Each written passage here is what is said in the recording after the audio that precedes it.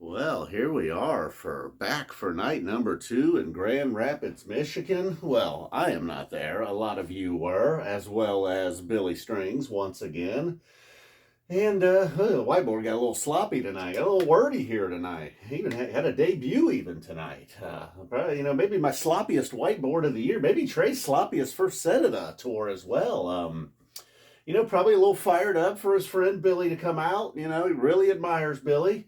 While he may be a bit of a mentor, I think he really is. He's really giddy to play with old Billy. So, I'm happy to have it. I know not everybody's thrilled with sit-ins. I know not everybody loves Billy as much as I do, but I certainly enjoyed it. And maybe we could start there. We could run through the first. Oblivion was actually really strong once again. Almost every time it's been played, that has been the case. But then a lot of stuff in the first set, left some things to be desired, as they say. And then, as you see down here, a Walls of the Cave Ender. It's for a long time, Character Zero played that role of all right. So the set hasn't gone as expected, as well as we would have wanted.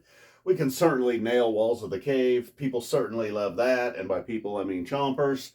And they are a big part of the crowd. And you got a driver in there, everybody's probably welcome. We tried to jam out a little bit on five. It was a lot of Trey, and if there has been one complaint that has been a lot of Trey lately, that was certainly the case here. Birds of a Feather, Ether Edge, I feel like, as it started to jam a little bit, Paige was maybe trying to pull him back away from it. It's Ice is a weird one, It's like nobody hates It's Ice. Nobody really loves It's Ice. Like, it's not anybody's number one song. They're not chasing it, really. Certainly not bummed if you hear it.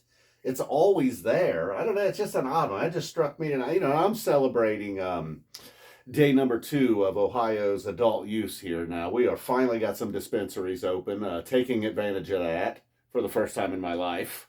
Been waiting forever to try the stuff, and so somewhere around It's Ice, I was contemplating things like that. How come nobody loves this yet hates it? I had a whole conversation going on in my head with It's Ice, and then very hard about to run, as it almost always is.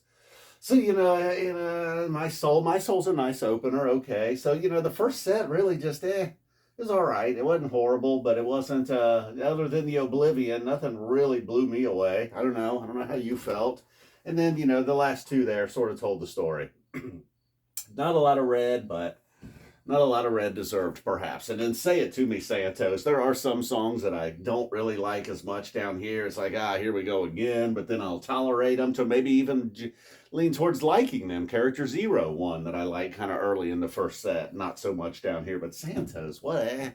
Almost never really, and another Halloween song making an appearance. But of all the songs to stick around from Halloween, it is a shame that Santos seems to be the one. And then Wave of Hope. And then at this point, I was feeling like Trey. If Trey was getting a little giddy over here, I was kind of getting a little giddy by Wave of Hope. Kind of like, let's go. Let's just get to the guest appearance. It's apparently happening again tonight. But Wave of Hope and Caspian and Light, really. And a Caspian and Light and a slightly different light. Maybe kind of like, I don't want to say like an evil or mean, or, a little bit of a, or was it something else? I think it was the light that had a little bit of a, almost brought I don't want to compare it to like a Split Open and Melt. Now I'm starting to think maybe this was something totally different. Like the Wolfmans or the Death Don't Hurt Very Long got very, very bluesy. Almost thought they were kind of thought they were drifting into Jesus Left Chicago at times. Then in a Loving Cup, all right, that sort of signaled the end, like last night of Hood signaled the end of our, this was the end of the Phish concert. That was Loving Cup tonight doing it for us. And then, but the Light and Caspian, I would say, perhaps, along with the Wave of Hope, all of this right here, really, I guess. With the Oblivion, I'm just looking for a big highlight from the Phish part of the show. Then we get this one, a song, What's Going Through Your Mind, debuted by Trey's band back in May. I think coming into tour, maybe some of those songs were going to be expected, Trey had said, the thing is, he kind of has a song, he debuts it with that band, and then it eventually makes its way to stage with Phish.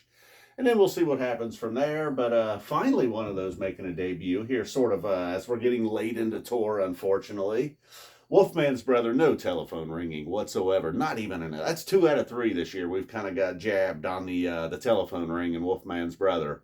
One of my favorite parts of Phish, really, that telephone ring. Well, I don't know what happened there. I don't know. Maybe he got a little bashful around Billy. Maybe he felt silly. Maybe Billy was supposed to go and he blew it. I don't know. I'm certain that both of them could have pulled it off, but they did not. But then once Wolfman's gets going, that one and maybe later on down here in Blazon, you just kind of can't help but hear like an Allman Brothers thing going on. And then we shift over to Death Don't Hurt Very Long, which, like I said, almost sounded, it was like a hard, heavy blues sound to it. Almost felt like a Jesus Left Chicago at times was coming, but no, never was the case. Then we got into Evolve. If this is just hard and mean and just, just the bells ringing of death, then we get into Evolve, the complete opposite, just happy, cheery Trey. Billy helping out a little bit. More than a rhythm guitar. Like we got a little rhythm guitar action from Billy last night on Everything's Right. Kind of thought maybe that's what we would get on Evolve, but no. Added a little spice to that one. Mountains in the Mist, and then an acoustic guitar, I believe, on that one from Billy. And then Blaze On ended big, just a big set ending Blaze On. More Allman Brothers, just guitar. And then the back-to-back bluegrass tunes, just like we got last night. And nice to see, something Phish used to do a lot more of. I feel like post Baker's Dozen. Baker's Dozen, they were mixing in quite a bit of bluegrass. But since then, it has been more and more rare. So check, and then the big Frank, and then we got the keytar from Paige McConnell. Not to be forgotten, old Paige McConnell showing up, taking a lead role on Frankenstein. The trio, the three-headed monster out there. The keytar, the guitar, and the guitar. And really Mike, too. Not to forget about Mike. He was kind of over there, though. Poor Mike. Didn't get to be a part of the three-headed monster. Didn't get to make it the fourth. Frankenstein, though, kind of rocked out to end the night. So it was a weird night of Phish, and then Billy comes out. Maybe a guest appearance back-to-back nights. I don't know. So as you see, I don't know. The red seemed to pick up when the guest came out. Damn good loving cup. So congratulations. If you're also from Ohio, hopefully you got to stop by a dispensary and try some of that adult use marijuana. I did. Might have done a little too much at times. All right, so now we end. That'll be it. No more Billy. If you don't like guest sit-ins, trust me, there won't be any more. Well, I don't know. What the hell do I know? Every time I make some kind of statement, I'm always wrong. So they are not playing Gamehenge at MSG. Come on, shut up. Well, wrong again. All right, there. Let's take one last look at it. Boy, that's not a nice looking whiteboard, I'll say though. Little that its ice is ugly. Yeah, maybe I don't know. Maybe I don't know. It's like it was an ugly it's ice. I wouldn't call it an ugly it's ice. Boom. We're out of here. We got a day off. Bethel Woods, the festival looming, and then don't forget about our annual trip to Colorado. When I say ours, I mean yours. I ain't going out there.